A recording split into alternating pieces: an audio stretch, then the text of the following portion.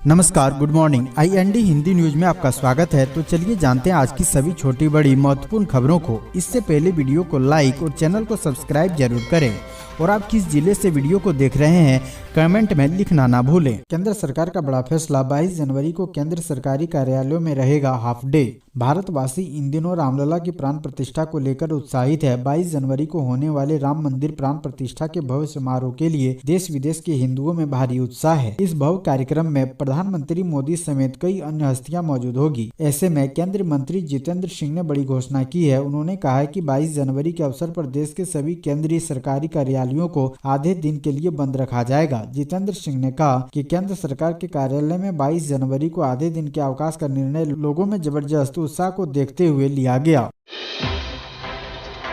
दिग्विजय सिंह ने सीएम मोहन यादव के बयान पर जताई आपत्ति। कांग्रेस नेता दिग्विजय सिंह ने मुख्यमंत्री मोहन यादव के बयान पर बड़ी बात कही। उन्होंने कहा कि सीएम जिस तरह से बयान दे रहे हैं ये सही नहीं है। राम सबके हैं, राम का किसी एक पार्टी का संगठन को ठेका नहीं मिला है। दिग्विजय सिंह ने एक बार फिर प्राण प्रतिष्ठा के कार्यक्रम को लेकर सवाल किया। उन्होंने कहा कि हमारे शास्त्रों में है कि निर्माणाधीन मंदिर की प्राण प्रतिष्ठा नहीं होती है। दिग्विजय सिंह ने कहा है कि जब मंदिर का पूर्ण निर्माण हो जाएगा तब जाएंगे। मंदिर जाने के लिए हमें किसी के निमंत्रण की जरूरत नहीं है। MP में विशेष पिछड़ी जनजाति क्षेत्रों में विकास को मिलेंगे पंख, मोहन यादव सरकार ने लिए ये अहम फैसले। मध्य प्रदेश की सरकार ने राज्य के विशेष पिछड़ी जनजाति क्षेत्रों के विकास के लिए कई बड़े फैसले लिए हैं। आधिकारिक जानकारी के अनुसार मुख्यमंत्री डॉक्टर मोहन यादव की अध्यक्षता में मंत्री परिषद की बैठक मंत्रालय में हुई। मंत्री परिषद द्वारा विशेष रूप से कमजोर जनजाति समूहों के सामाजिक और आर्थिक कल्याण के लिए शुरू की गई प्रधानमंत्री जनजाति आदिवासी न्याय महाअभियान के तहत प्रदेश में विभिन्न विकास कार्यों के क्रियान्वयन की स्वीकृति दी गयी।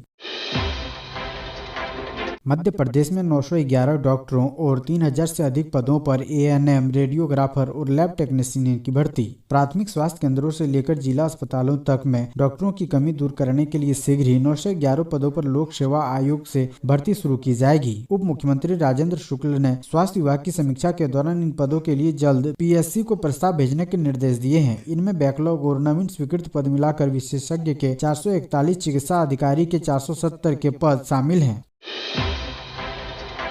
उप मुख्यमंत्री राजेंद्र शुक्ला के निर्देश के बाद जल्द होगी स्वास्थ्य विभाग में बड़ी संख्या में नियुक्ति। मध्य प्रदेश के उप मुख्यमंत्री राजेंद्र शुक्ला ने बैठक करके अधिकारियों को दिशा निर्देश दिए हैं कि स्वास्थ्य विभाग के रिक्त पदों की पूर्ति प्राथमिकता से करें। उन्होंने कहा कि पूर्व में आयोजित परीक्षाओं के परिणाम भी शीघ्र जारी किए जाएं। उप मुख्यमंत्री राजेंद्र शुक्ल ने निर्देश दिया है कि स्वास्थ्य विभाग के स्वीकृत पदों में भर्ती प्रक्रिया पूरी करने के लिए आवश्यक औपचारिकताओं को बिना किसी देरी से पूरा किया जाए।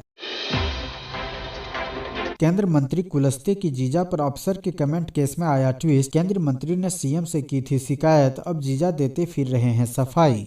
केंद्रीय ग्रामीण विकास राज्य मंत्री फग्गन सिंह कुलस्ते ने बुधवार को भारतीय प्रशासनिक सेवा के वरिष्ठ अधिकारी अनय द्विवेदी पर गंभीर आरोप लगाए हैं। कुलस्ते का कहना है कि द्विवेदी ने उनके बहनोई को जाति सूचक भाषा का प्रयोग कर सार्वजनिक रूप से अपमानित किया है। हालांकि देर रात बहनोई ने एक बयान में मंत्री के दावे का खंडन किया है। रिश्तेदार ने कहा कि द्विवेदी ने किसी भी आधिकारिक बैठक में उनके खिलाफ जातिवादी भाषा या टिप्पणी का इस्तेमाल नहीं किया है।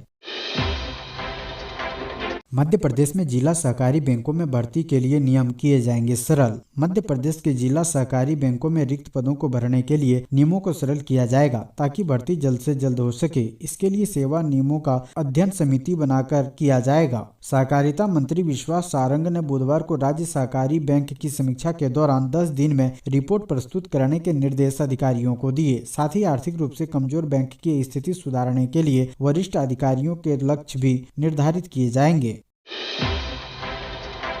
शिवराज सिंह चौहान ने चिंतामन गणेश मंदिर में की सफाई, कहा जहां स्वच्छता है वहीं भगवान का वास। मध्य प्रदेश के पूर्व मुख्यमंत्री शिवराज सिंह चौहान सीहोर के गणेश मंदिर में साफ सफाई की। इस दौरान पूर्व CM शिवराज सिंह चौहान ने कहा कि प्रधानमंत्री नरेंद्र मोदी ने आह्वान किया है कि हर मंदिर स्वच्छ होना चाहिए, इसलिए आज मुझे भी गणेश मंदिर और परिसर में साफ सफाई करने का सौभाग्य मिला। इस अवसर पर हम सब मंदिरों की सफाई करें। उन्होंने कहा कि हम भगवान की पूजा करते हैं, लेकिन कई जगह मंदिर और मंदिर परिसर इतने स्वच्छ नहीं होते हैं और जहाँ स्वच्छता होती है वहीं भगवान होते हैं।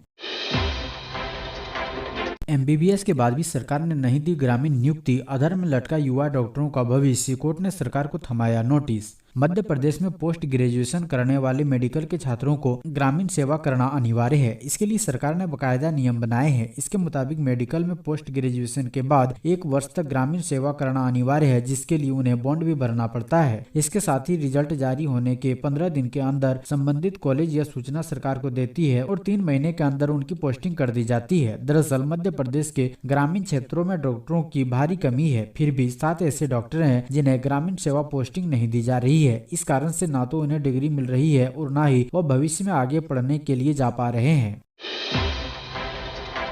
रंग बिरंगे कपड़ों में मनाएंगे गणतंत्र दिवस, सरकारी स्कूलों में अब तक नहीं बंटे गए यूनिफॉर्म। मध्य प्रदेश में एक और बीजेपी की सरकार विकसित भारत यात्रा निकाल रही है, लेकिन दूसरी ओर प्रदेश भर के सरकारी स्कूलों में पढ़ने वाले छात्र यूनिफॉर्म मिलने की आशा में रंग बिरंगे कपड़े पहनकर स्कूल जाने के लिए मजबूर हैं। 2023-24 का आधा से ज्यादा सत्र बीत गया है, लेकिन अब तक सरकारी स्कूलों में यूनिफॉर्म वितरण नहीं हो सका है। नतीजतन स्वतंत्रता दिवस के बाद अब सरकारी स्कूलों के बच्चे 75वां गणतंत्र दिवस भी रंग बिरंगे कपड़ों में ही मनाएंगे।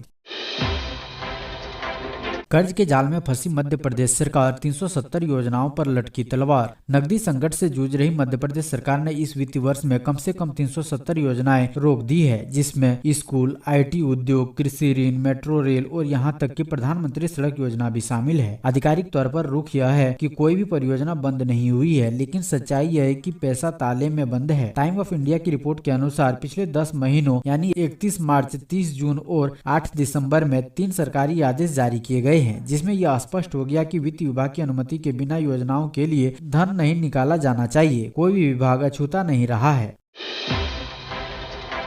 कूनो नेशनल पार्क में नामीबिया से आए चीते सवारी ने तोड़ा दम, पोस्टमार्टम के बाद होगा मौत का खुलासा। मध्य प्रदेश के कूनो नेशनल पार्क में नामीबिया से आए चीता सवारी की मौत हो गई है। सवारी की मौत से पार्क प्रबंधन और वन्य जीव प्रेमियों में शोक की लहर है। सवारी को 2022 में नामीबिया से कूनो नेशनल पार्क में लाया गया था। सवारी एक स्वस्थ और फिट चीता था, लेकिन अचानक हुई मौत ने कई बड़े सवाल खड़े कर दिए हैं। सवारी की मौत के कारणों का अभी तक पता नहीं चल पाया है। हालांकि पार्क प्रबंधन का कहना है कि सवारी की मौत प्राकृतिक कारणों से हो सकती है।